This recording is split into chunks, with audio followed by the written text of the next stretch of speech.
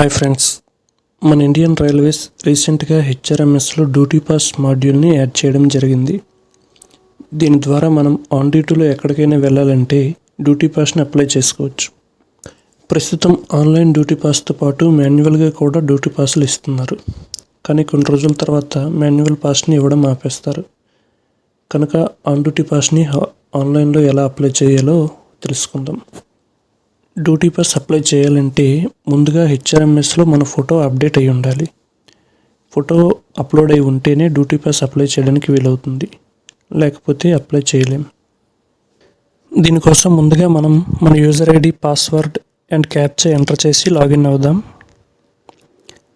ఇప్పుడు మీ పేరు వస్తుంది కదా, మీ పేరు పైన మీ ఫోటో ఉన్నట్లయితే మీ ఫోటో హెచ్ఆర్ఎంఎస్లో అప్డేట్ అయినట్లే, లేకపోతే మీరు ఫోటో అప్డేట్ చేసుకోవాల్సి ఉంటుంది. ఇప్పుడు మీ మొబైల్లో వచ్చిన ఓటీపీ ఎంటర్ చేసి లాగిన్ అవుదాం.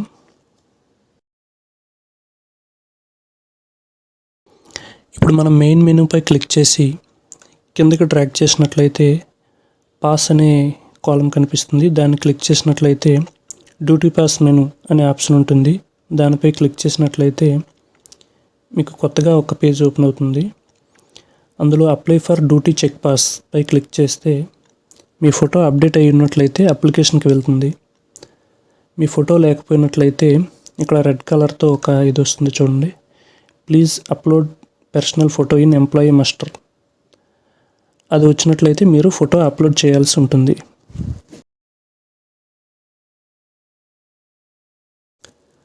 ఇప్పుడు ఫోటో మరియు సిగ్నేచర్ ఎలా అప్లోడ్ చేయాలో చూద్దాం.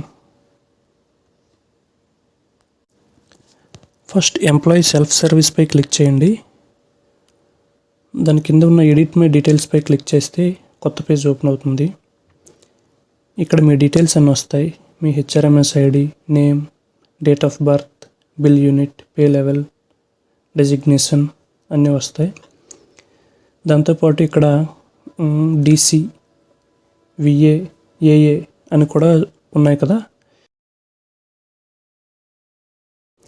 ఇక్కడ డీసీ అంటే డీలింగ్ క్లర్క్, ఇంకా విఏ అంటే వెరిఫైయింగ్ అథారిటీ, ఏఏ అంటే యాక్సెప్టింగ్ అథారిటీ.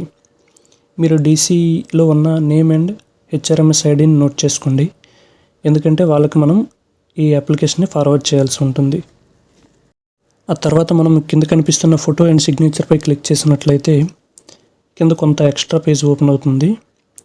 అలా కిందకి డ్రాగ్ చేసినట్లయితే మనకి ఫోటో, సిగ్నేచర్స్ ఆల్రెడీ అప్లోడ్ చేసి ఉన్నట్లయితే మనకి అవి కనిపిస్తాయి. లేకపోతే కింద కనిపిస్తున్న ఎడిట్ ప్రొఫైల్ మీద క్లిక్ చేయండి. ఇక్కడ are you sure you want to edit details అని అడుగుతుంది. ఎస్ పైన క్లిక్ చేస్తే కొత్త పేజ్ ఓపెన్ అవుతుంది. ఇక్కడ కనిపిస్తున్న current photo and current sign పక్కన కనిపిస్తున్న ఎడిట్ పై క్లిక్ చేస్తే మీకు కొత్త బాక్సెస్ ఓపెన్ అవుతాయి. అక్కడ చూస్ ఫైల్ సెలెక్ట్ చేసి ఆల్రెడీ మీ దగ్గర ఉన్న మీ ఫోటో, మీ సిగ్నేచర్ని అప్లోడ్ చేయండి.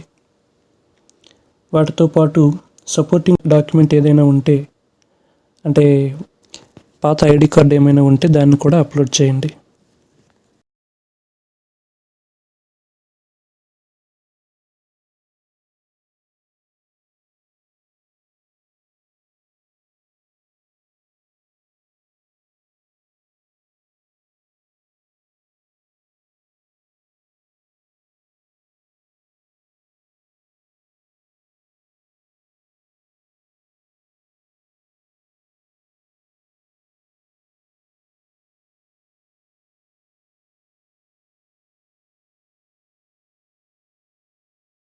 ఇక్కడ మీరు ఒక పాయింట్ గుర్తుంచుకోవాలి, ఏంటంటే ఫోటో అండ్ సిగ్నేచర్ అప్లోడ్ చేసామనుకోండి ఒకసారి, అది మళ్ళీ నెక్స్ట్ మనకి 6 months తర్వాతే మళ్ళీ చేంజ్ చేసుకోవడానికి ఆప్షన్ అనేది ఎనేబుల్ అవుతుంది.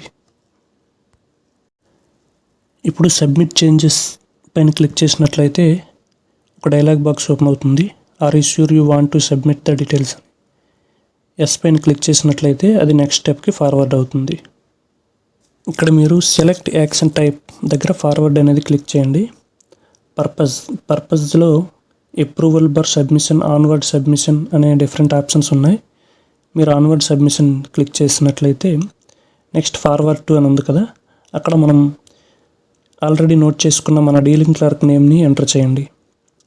ఒకవేళ ఆ పేరు వస్తే ఫార్వర్డ్ చేయొచ్చు, లేకపోతే కింద కనిపిస్తున్న చర్చ్ అవుట్ సైడ్ యువర్ యూనిట్లోకి వెళ్ళి మీ జోన్, మీ డివిజన్, మీ డిపార్ట్మెంట్తో సెర్చ్ చేసినట్లయితే వాళ్ళ నేమ్స్ వస్తాయి.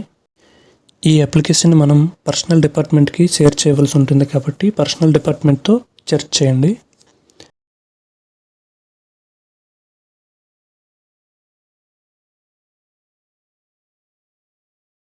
సెర్చ్ చేసి మన డీలింగ్ క్లర్క్ పేరునైతే సెలెక్ట్ చేసినట్లయితే దాని కింద అప్లోడ్ డాక్యుమెంట్ అని వస్తుంది. అక్కడ మన దగ్గర ఉన్న ఏదైనా ఒక సపోర్టింగ్ డాక్యుమెంట్ని అప్లోడ్ చేసినట్లయితే కింద రిమార్క్స్ ఉంటుంది. ఆ రిమార్క్స్లో ఏదైనా మనం టైప్ చేసి సబ్మిట్ చేసినట్లయితే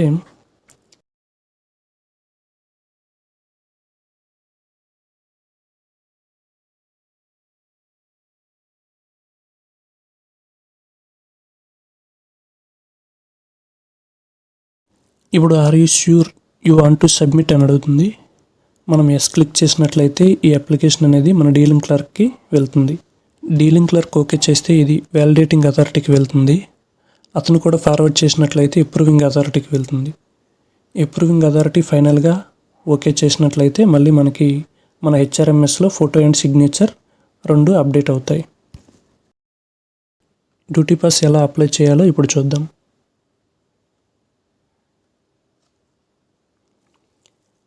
హెచ్ఆర్ఎంఎస్లో పాస్ పైన క్లిక్ చేశాక డ్యూటీ పాస్ మెనూ క్లిక్ చేసినట్లయితే కొత్త పేజ్ ఓపెన్ అవుతుంది. అందులో అప్లై ఫర్ చెక్ పాస్ అనే ఆప్షన్ ఉంది కదా, దానిపై క్లిక్ చేసినట్లయితే మనకి డ్యూటీ పాస్ అప్లికేషన్ అనేది ఓపెన్ అవుతుంది. ఇందులో మన డీటెయిల్స్ అన్నీ ఉంటాయి, like pay level, rate of pay, current zone, current designation అన్నీ. ఈ అప్లికేషన్లో చూసినట్లయితే ఫస్ట్ మోడ్ ఆఫ్ ట్రావెల్ అని ఉంది, ఇక్కడ ఇండియన్ సెలెక్ట్ చేయండి. తర్వాత స్టేషన్ ఫ్రమ్, అంటే మీరు ఎక్కడి నుంచి అయితే వెళ్ళాలనుకుంటున్నారో ఆ స్టేషన్ సెలెక్ట్ చేసుకోండి. లీవింగ్ డేట్, అంటే ఇది 3 days బిఫోర్గా ఇస్తారు కాబట్టి మీరు 4th నుంచి వెళ్ళాలనుకుంటే ఫస్ట్ని సెలెక్ట్ చేసుకోండి. ఆ తర్వాత టైం కూడా సెలెక్ట్ చేసుకోండి. నెక్స్ట్ స్టేషన్ 2 ఉంది. స్టేషన్ 2 అంటే ఏ స్టేషన్కి వెళ్ళాలో ఆ స్టేషన్ సెలెక్ట్ చేసుకుందాం. తర్వాత అక్కడ కూడా టైం సెలెక్ట్ చేసుకుందాం. ఎప్పటి వరకు కావాలి డేట్, ఆ డేట్ని కూడా సెలెక్ట్ చేసుకొని పర్పస్లోకి వచ్చేసరికి మనం ఏ పర్పస్ పై వెళ్తున్నామో, లైక్ ట్రైనింగ్, మెటీరియల్ కలెక్షన్, ఏదైనా ఒకటి అందులో టైప్ చేయాలి. ఇంకొంచెం కిందకి వస్తే ఇక్కడ అప్లోడ్ సపోర్టింగ్ డాక్యుమెంట్ అనే ట్యాబ్ కనిపిస్తుంది. ఇక్కడ మీకు ఇచ్చిన రిలీవింగ్ లెటర్ ఏదైతే ఉందో దాన్ని అప్లోడ్ చేసుకోండి. సపోర్టింగ్ డాక్యుమెంట్ అప్లోడ్ చేశాక ఇక్కడ సెండ్ టు అనే ఆప్షన్ ఉంది కదండి, అక్కడ మీరు మీ సూపర్వైజర్ తాలూకా హెచ్ఆర్ఎంఎస్ ఐడికి ఈ అప్లికేషన్ని ఫార్వర్డ్ చేయొచ్చు.